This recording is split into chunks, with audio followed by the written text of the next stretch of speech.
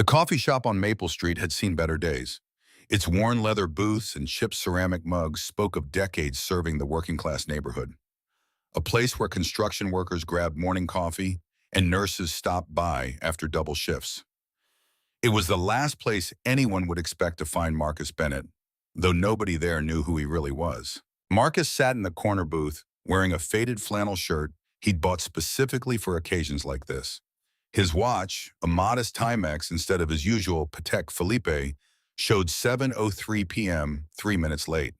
He'd learned that arriving exactly on time seemed too eager, too polished. Real people, people who worked actual jobs and worried about rent, they ran a few minutes behind. This was his ninth blind date in 4 months. Each one arranged through well-meaning friends who knew him as Mark, the guy who worked construction and drove a 15-year-old pickup truck. They didn't know about the Bennett Technologies empire, the Forbes profile, or the penthouse overlooking the city skyline. They couldn't know. Every woman who discovered his real identity had transformed before his eyes, their laughter becoming calculated, their questions probing for net worth rather than character. The door chimed. Marcus glanced up and felt his carefully practiced indifference falter. She wasn't what he expected. Most of his dates arrived in designer clothes, trying to look casual, their makeup perfect, their smiles bright and hungry. This woman wore nurse scrubs decorated with cartoon characters, her dark hair pulled back in a practical ponytail.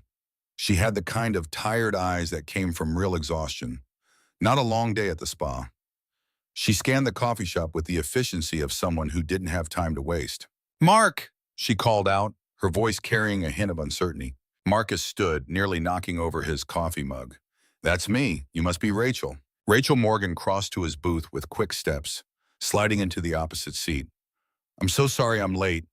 My shift ran over and then I had to pick up my daughter from my neighbor's place, and traffic was—" She stopped herself, laughing slightly. "Sorry, I'm rambling. It's been one of those days." "No problem at all," Marcus said, genuinely meaning it. "Tough shift?" "Pediatric ICU," Rachel explained, waving down the waitress. "We had a little boy come in this morning. Car accident. He's stable now, thank God." But she trailed off and Marcus saw the weight of the day in her shoulders. "Anyway, coffee. I need coffee." The waitress, a woman named Dolores who'd served Marcus on previous dates at this location, brought over a pot. "The usual, honey?" she asked Rachel with obvious familiarity. "You're a lifesaver, Dolores." Rachel wrapped her hands around the mug like it was a life preserver. "So Mark, construction, right? That's what Jennifer told me." Marcus nodded, sticking to his script. "Framing mostly residential buildings. It's good work." "Hard work," Rachel corrected, noticing his hands. They were too smooth, he realized suddenly. He'd forgotten to rough them up this time. "My dad was a carpenter. I remember how his hands always looked like he'd been in a fight with sandpaper and lost." "Office days are easier on the hands," Marcus improvised quickly. "I'm actually doing more project management lately. Less time with the tools, more time with the paperwork." Rachel studied him for a moment, and Marcus felt an uncomfortable flutter in his chest. Her gaze was direct, assessing, but not in the calculating way he'd grown accustomed to. She was simply trying to figure out if he was worth her extremely limited time. "Can I be honest?" Rachel asked suddenly. "Please. I almost canceled tonight. My daughter Sophie, she's 5. She had a rough day at kindergarten. Some kids were teasing her about not having a dad around, and she came home crying. I spent an hour just holding her, and then my neighbor, Mrs. Chen, she insisted I keep this date, said I needed to remember I'm a person too, not just Sophie's mom." Rachel paused, taking a long sip of coffee. "But I'm going to be straight with you. I don't have time for games. I work 50-hour weeks. I'm raising a little girl on my own, and I'm drowning in student loans from nursing school. If you're looking for something casual or fun, I'm not your person." The speech should have sent Marcus running. It was the opposite of the carefree, available women he usually encountered. Instead, he found himself leaning forward, genuinely interested for the first time in months. "I appreciate the honesty," he said. "And for what it's worth, I'm not looking for casual either." "Really?" Rachel raised an eyebrow. "Because Jennifer mentioned you have been on a few dates recently. She seemed to think you were quite the eligible bachelor in the neighborhood." Marcus felt heat creep up his neck. His friend Jennifer, who ran the community center and had set up several of these dates, might have oversold his desirability. I've been looking for something real. It's been harder than I expected. Join the club, Rachel said with a wry smile. Every guy I've met in the past year either runs when they hear I have a kid or they stick around for exactly 2 dates before ghosting. One guy actually told me I had too much baggage for him to deal with. Then he was an idiot. The words came out more forcefully than Marcus intended, but Rachel's smile widened into something genuine and warm. You haven't met my baggage yet, she joked. Sophie's amazing, but she's also 5, which means she has opinions about everything from what color socks I wear to whether the moon is made of cheese. Spoiler alert, she's convinced it's mozzarella.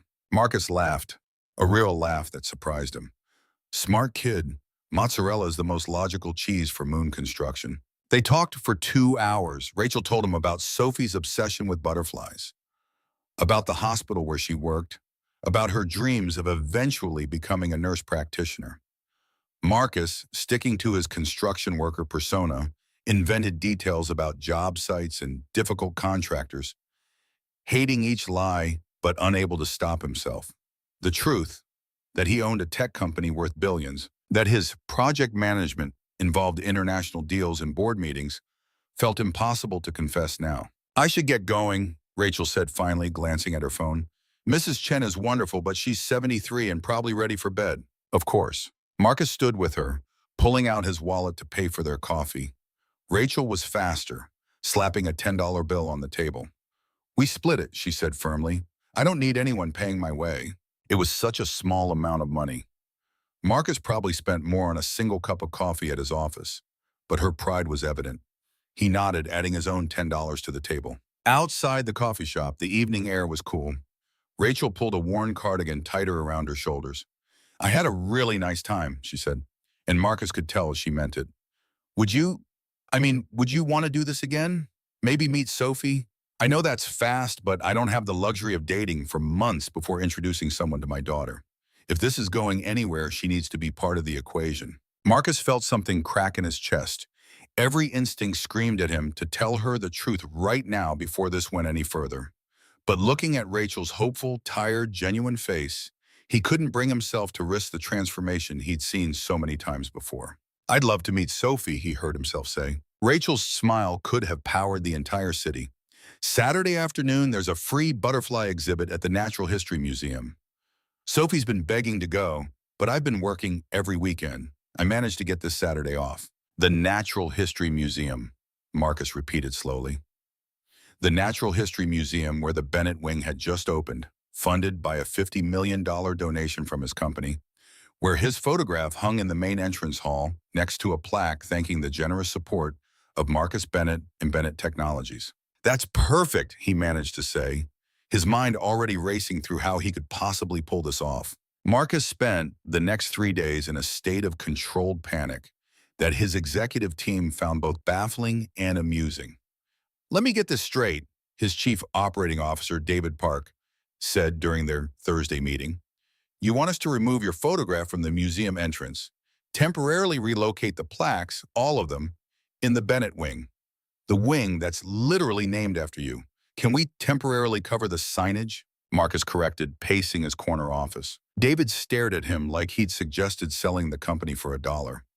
Marcus, what is going on? You've been distracted all week.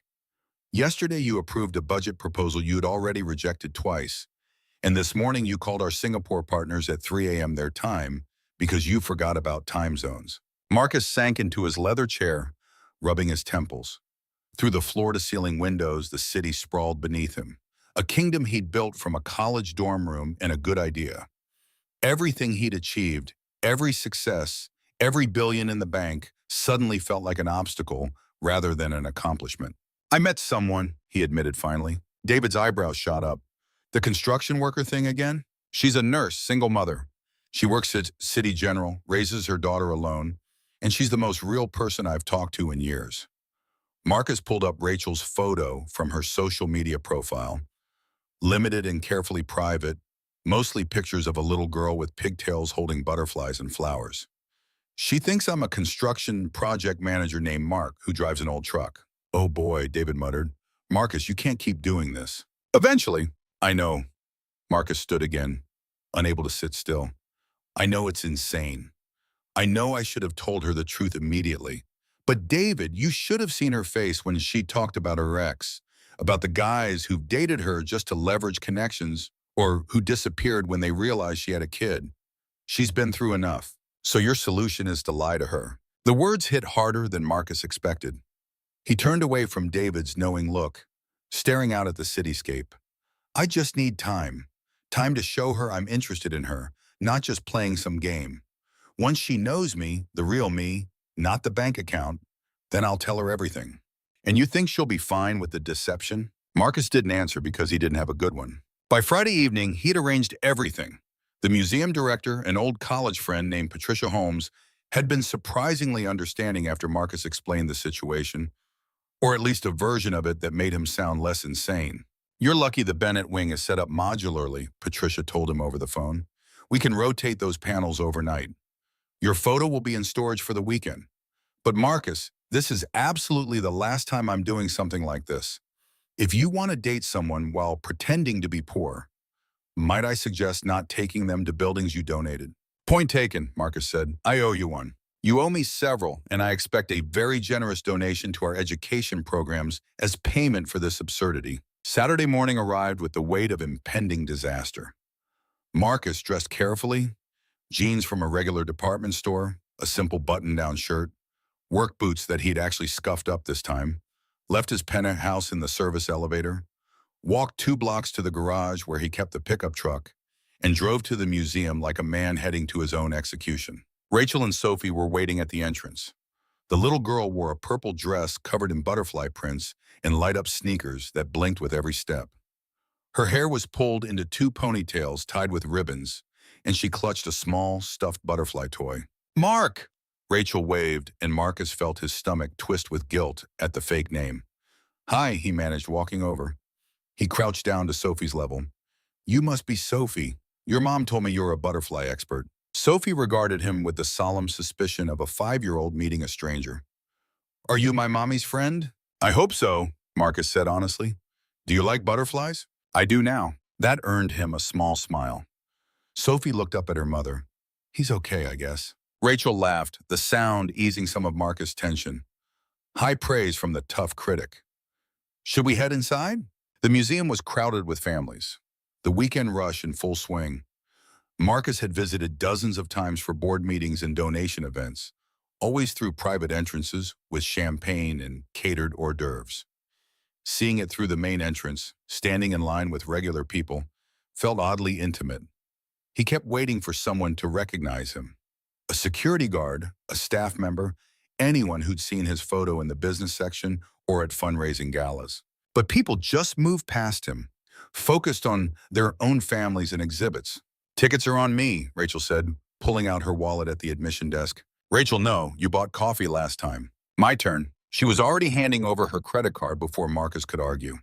He watched the transaction with discomfort, knowing that the admission fees for all 3 of them cost about what he usually spent on lunch. Sophie grabbed his hand with his sticky fingers as they entered, her earlier suspicion forgotten in her excitement. The butterflies are this way. I saw pictures online.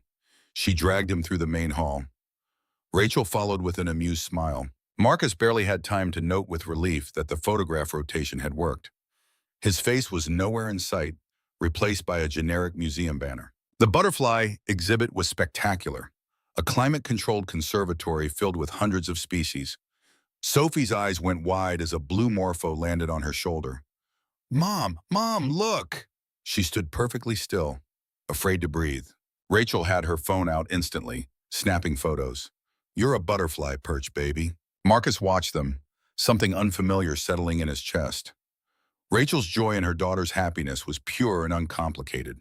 There was no performance here, no angle, no attempt to impress anyone, just a mother and daughter having a simple, perfect day.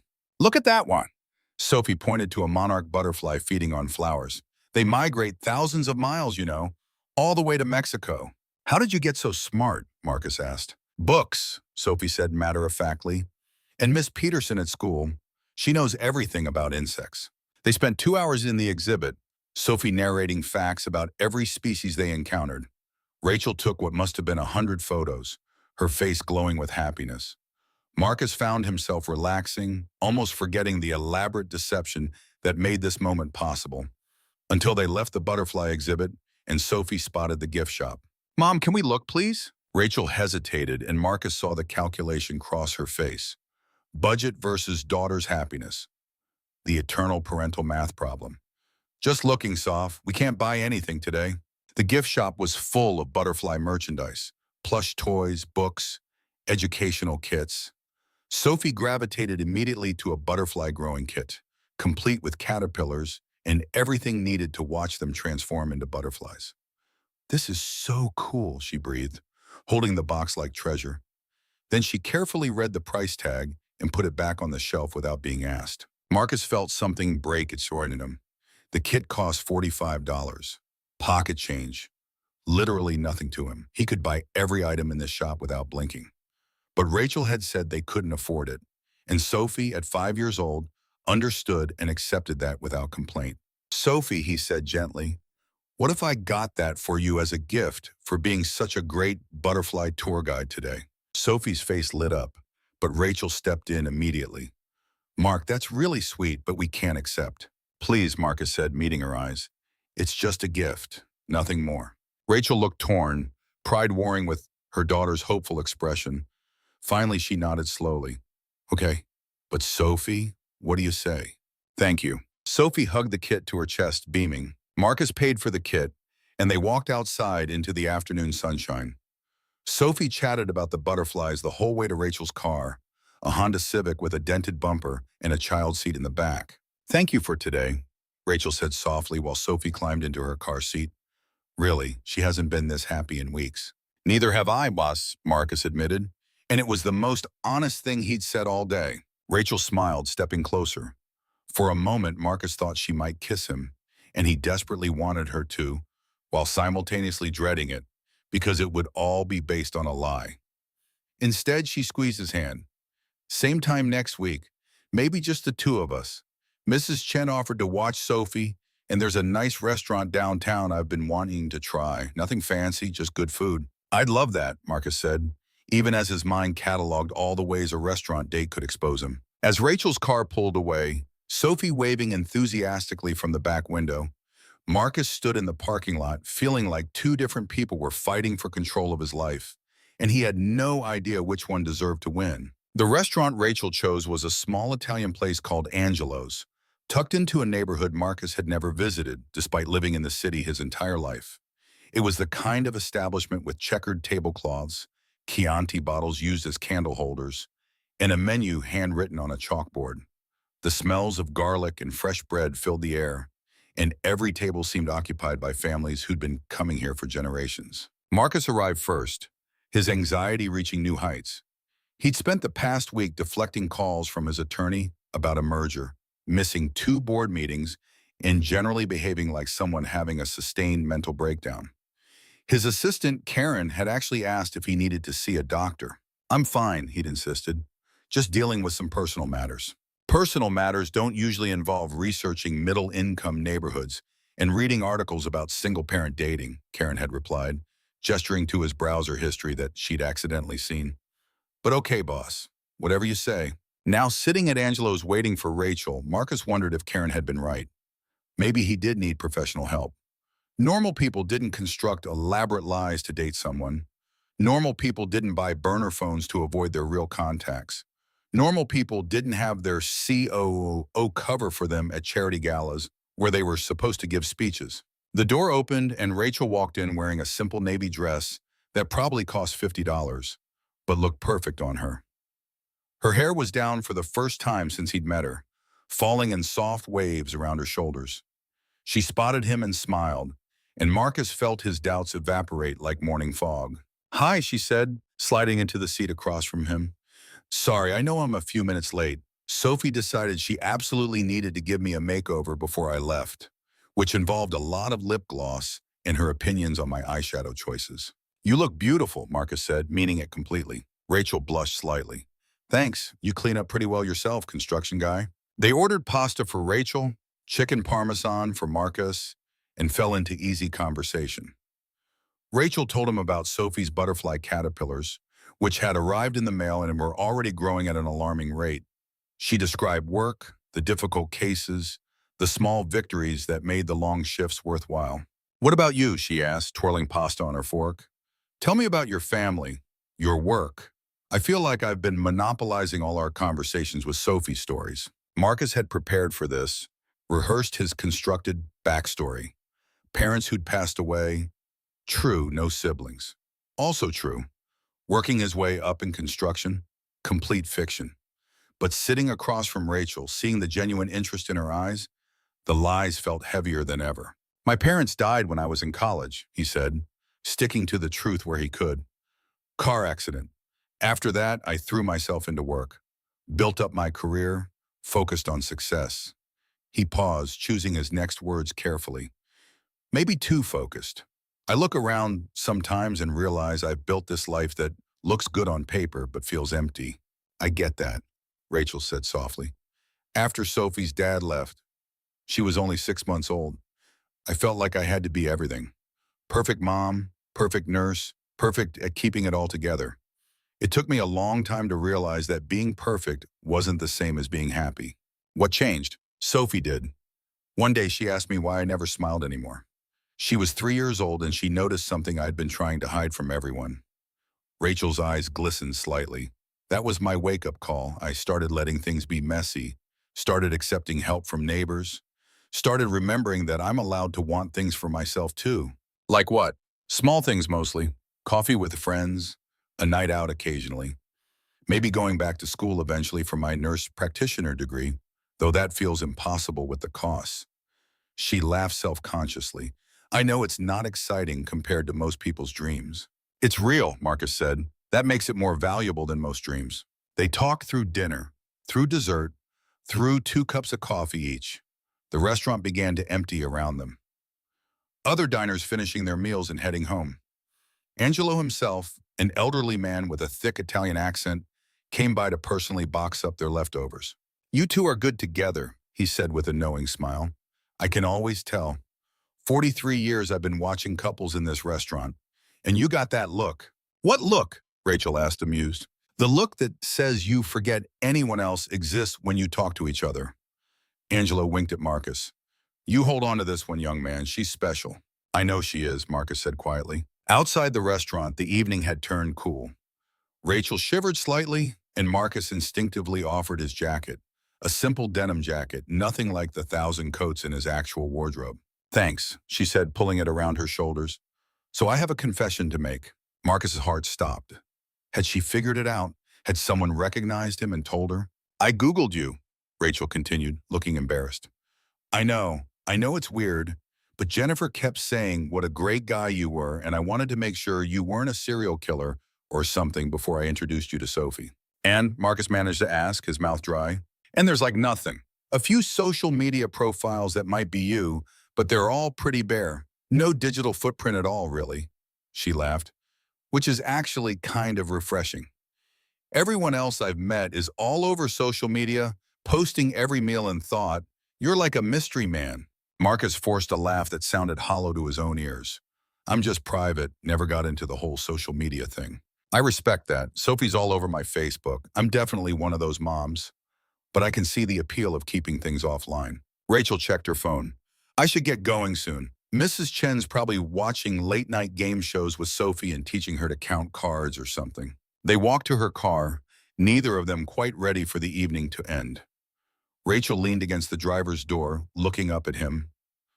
"I really like you, Mark," she said. "That probably sounds too forward, too fast, but I don't have time to play games. Sophie adores you. She's been talking about you all week, and I—" She paused, seeming to gather courage. "I haven't felt this way about anyone since before she was born." Marcus felt like he was standing on the edge of a cliff. This was the moment. He should tell her everything right now, before this went any further, before the lie became too big to fix. "Rachel, I need to tell you something." His phone rang. Not the burner phone he carried for these dates, but his real phone buried in his truck's glove compartment. He'd forgotten to turn it off, and the ringtone, distinctive, impossible to ignore, echoed through the quiet street. "You should get that," Rachel said. "Might be important." Marcus wanted to ignore it, but the ringtone meant emergency protocol. Only 3 people had that number: David, Karen, and his lawyer. They only used it for absolute crisis. "I'm so sorry," he said, jogging to his truck. "Just 1 second." It was David, and he sounded panicked. "Marcus, thank God. We have a situation. The Singapore deal is falling apart. They're threatening to walk unless you're on a video call in the next hour. And there's a reporter from TechWire at the office asking questions about your whereabouts. She seems to know about the dates, Marcus." Someone talked. Marcus's blood ran cold. "What do you mean someone talked?" "I don't know yet, but she's asking specific questions about you pretending to be a construction worker. She's connected some dots. If she publishes this story..." David didn't need to finish the sentence. Marcus looked back at Rachel, who was checking her phone, giving him privacy. She trusted him. Sophie trusted him. And he was about to lose them both because he'd been too cowardly to tell the truth from the beginning. "I'll handle Singapore remotely," Marcus said quietly. "And David, prepare a statement. I'm telling Rachel everything tonight." "Are you sure that's..." "I should have told her from the start. This is my mess to clean up." He ended the call and walked back to Rachel, every step feeling like wading through concrete. "Everything okay?" she asked, concern in her voice. "Rachel, that thing I needed to tell you." Marcus took a deep breath. "Can we go somewhere private? There's something important you need to know about me, and I need to tell you before someone else does." Rachel's expression shifted from concern to worry. "Mark, you're scaring me. What's going on?" "I'm not who you think I am," Marcus said, the words finally breaking free. "My name isn't Mark, it's Marcus. Marcus Bennett, and I'm not a construction project manager." Rachel stared at him, confusion clouding her features. "I don't understand. If you're not..." "I'm the CEO of Bennett Technologies. I have a penthouse downtown. I donated the wing to the museum where we took Sophie." The words tumbled out faster now, desperate. "I've been lying to you since we met because every woman I've dated after they learned who I really was, they changed. They stopped being real. And you were so genuine, so honest, and I just wanted someone to see me, not my bank account." The color drained from Rachel's face. She took a step back, and Marcus saw the moment everything broke between them. "You've been lying to me this entire time." Her voice was barely a whisper. "About your name, your job, everything." "Not everything. My feelings for you are real. What we had tonight, that was all real." "How dare you?" Rachel's voice turned sharp, angry tears springing to her eyes. "I told you I didn't have time for games. I introduced you to my daughter. Sophie made you a drawing at school this week because she thought you were special. And you've been playing pretend this whole time." "Rachel, please." "I trusted you." She was crying now, fumbling for her car keys. "I actually thought, God, I'm so stupid. You probably think this is hilarious. Poor single mom nurse falls for the billionaire playing dress up. It's not like that at all. Rachel, if you just let me explain." "Explain what? That you're a liar? I already figured that part out." She yanked open her car door. "Stay away from me. Stay away from Sophie. I mean it, Marcus." "Rachel," but she was already in her car, engine starting. Marcus watched her drive away, taillights disappearing into the night, and felt like his entire world was collapsing around him. His phone rang again. David, probably with more disasters to manage. But Marcus just stood there in the empty parking lot, finally understanding that all the money in the world couldn't fix what he just destroyed. Marcus spent 3 days in a fog that alarmed everyone around him. He stopped showing up to the office entirely, communicating only through terse emails that handled the bare minimum of business. The Singapore deal collapsed, a $50 million loss that he barely registered.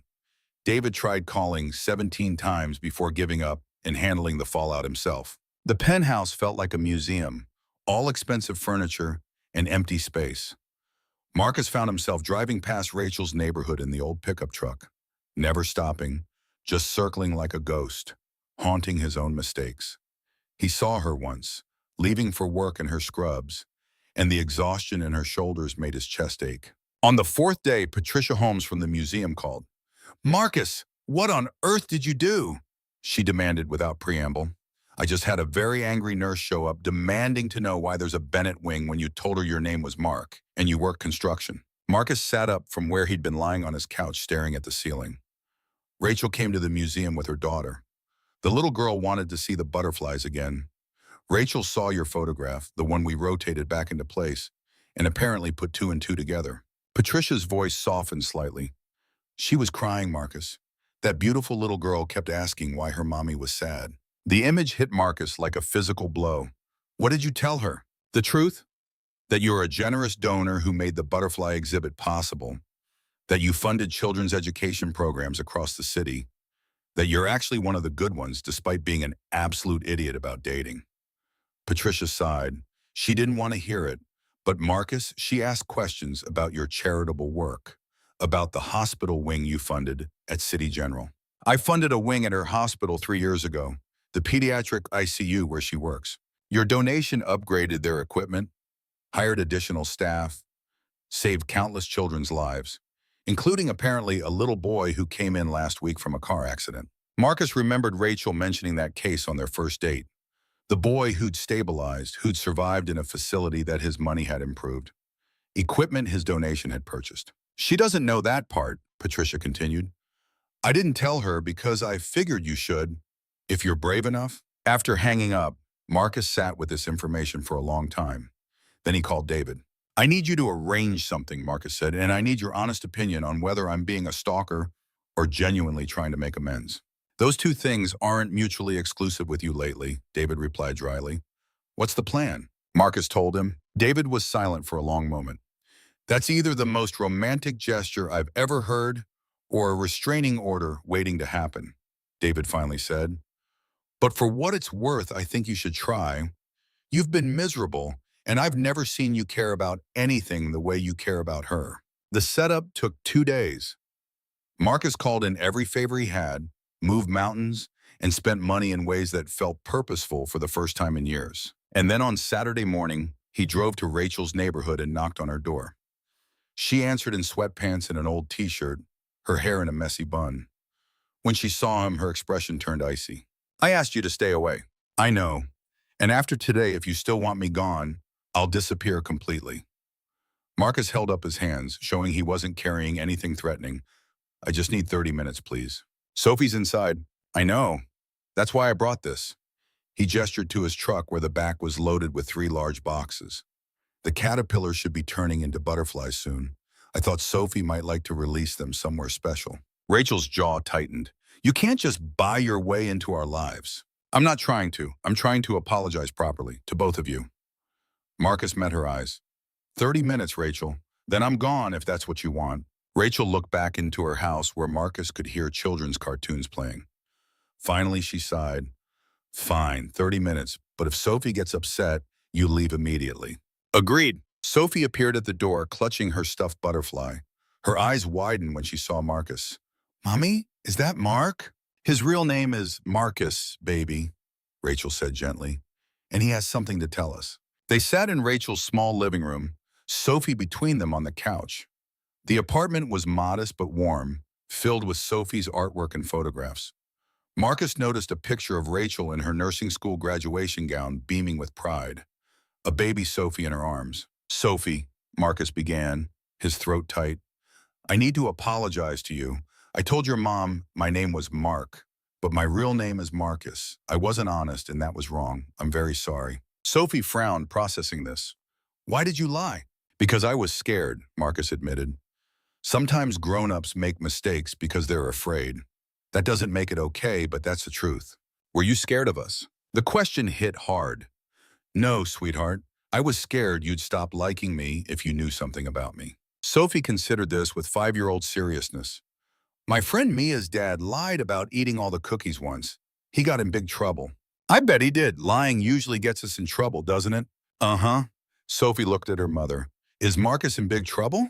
Yes, Rachel said firmly. Very big trouble. Okay. Sophie seemed satisfied with this answer. Can we still let the butterflies go? Marcus glanced at Rachel, who gave a small nod. Actually, I found a really special place for that, if your mom says it's okay. 20 minutes later, they pulled up to City General Hospital. Rachel's confusion turned to shock as Marcus led them not to the main entrance, but to a side door marked pediatric ICU staff only. Marcus, what? The door opened, revealing Patricia Holmes and 3 hospital administrators. Behind them, through large windows, was a newly constructed rooftop garden filled with flowers, butterfly bushes, and small trees.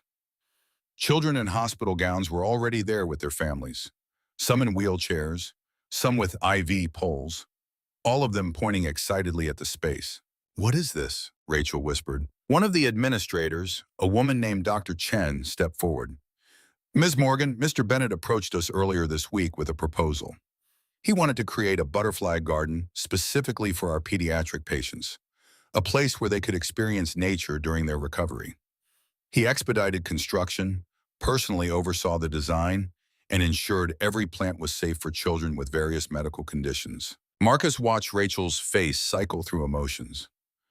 Confusion, realization, wonder. Sophie was already pulling toward the garden, eager to see the butterflies from Sophie's kit. "Marcus," he said quietly, "I thought they deserved somewhere meaningful to start their lives, somewhere that could bring joy to other kids who need it." Dr. Chen smiled. "Mr. Bennett also didn't tell you that he's responsible for most of the equipment in our PICU, seniors, and the ventilator that saved that little boy from the car accident last week. That was from the Bennett Foundation, as were the monitors, the ultrasound machines, and the funding for 2 additional nursing positions, one of which might be yours soon if you're interested in that nurse practitioner program." Rachel's eyes filled with tears. "What?" "The hospital will cover your tuition," Dr. Chen continued. "Mr. Bennett established a scholarship fund for our staff members pursuing advanced degrees. You were already on our list of candidates before he ever met you. Your supervisors have been recommending you for months." "I didn't know that," Marcus said quickly. "I swear, Rachel, I only learned about it yesterday when I was researching the hospital. This was all in motion before we met." Sophie tugged on Marcus's hand. "Can we let the butterflies go now?" The garden was everything Marcus had envisioned. A small paradise 30 stories above the city streets. Children gasped as Sophie carefully opened the habitat container and newly formed butterflies emerged, their wings still drying in the sunlight. They fluttered among the specially chosen flowers, landing on outstretched fingers and bringing squeals of delight. Marcus hung back, letting Rachel and Sophie have this moment, but then he felt a small hand slip into his. Sophie, eyes tracking a monarch butterfly, squeezed his fingers. "This is the best place ever," she said seriously. "Thank you, Marcus." His throat closed up. "You're welcome, sweetheart." Rachel was crying openly now, watching her daughter laugh with other children as butterflies danced around them. She walked over to Marcus, her expression complex. Still hurt, still angry, but something else too. "You can't fix lies with grand gestures," she said. "I know. You should have told me the truth from the beginning. I know that too. But this?" She gestured at the garden, at the children, at Sophie releasing butterflies with a little boy in a wheelchair. "This isn't about us, is it? This is just who you are." Marcus shook his head. "I've been writing checks for years, Rachel, putting my name on buildings and going to galas and telling myself I was making a difference. But I was disconnected from it all. Meeting you, meeting Sophie, you reminded me why any of it matters. These kids, your work, the real impact. I'd forgotten to see it." They stood in silence, watching butterflies spiral upward into the clear sky. "I told my neighbor, Mrs. Chen, about you," Rachel finally said. "About what happened. Want to know what she told me?" "What?" "She said her husband lied to her on their first date. Told her he was a struggling artist when he actually came from money. She was furious when she found out." Rachel smiled slightly. "They were married for 47 years before he passed. She said the lie was wrong, but his fear was human, and that I should ask myself if I was angrier about the deception or about having my walls breached by someone who actually saw me." Marcus's heart hammered. "And what did you decide?" "I'm still angry," Rachel said honestly. "What you did was wrong, Marcus. You made me doubt my judgment. You made me feel foolish. I know, I'm so sorry, but I also understand why you did it. And I've been thinking about something you said at the restaurant about building a life that looks good on paper but feels empty." She turned to face him fully. "I think maybe we're both scared of letting people see who we really are. I hide behind being strong and independent because I'm terrified of being vulnerable again. You hide behind a fake name because you're terrified people only want your money. So where does that leave us?" Rachel was quiet for a long moment, watching Sophie chase butterflies. "I think it leaves us with a choice. We can let fear win, protect ourselves, stay safe, or we can be brave enough to try again, honestly this time." "I want to try," Marcus said immediately. "I want to know everything about you, your real dreams, not just the small ones you think are safe to share. I want Sophie to teach me about butterflies and mozzarella moons. I want to show up as myself. Marcus Bennett, with all the complications it brings. Even if I'm intimidated by your world, even if I feel out of place at fancy events, even if I need you to be patient while I learn to trust you again, especially then. Sophie ran up to them, breathless with excitement. Mommy, Marcus, did you see? The butterflies are staying in the garden. Dr. Chen says they're going to have babies here and everything. Rachel laughed, wiping her eyes. I saw, baby. It's beautiful. Can Marcus come to dinner at our house tonight? Sophie asked. Please, I want to show him my butterfly book collection. Rachel looked at Marcus, a challenge and an invitation in her eyes. Can you handle macaroni and cheese in a 5-year-old's butterfly lectures? It sounds perfect, Marcus said, and meant it completely. 6 months later, Marcus stood in that same rooftop garden, though now it was transformed with white chairs and flowers for a small gathering. Sophie, in a purple flower girl dress that matched the butterflies she loved, held the rings with solemn importance. Do you promise to always tell the truth? She'd asked Marcus earlier while they practiced. Even when it's scary. I promise, he'd said, always. Rachel walked toward him now, wearing a simple white dress, her smile radiant. Behind them, the city spread out in all directions. His city, but different now. Better. Ready? She whispered when she reached him. I've been ready since the coffee shop on Maple Street, Marcus replied. And as they exchanged vows surrounded by butterflies and the children whose lives the garden touched, Marcus realized that the truth wasn't what he'd feared losing.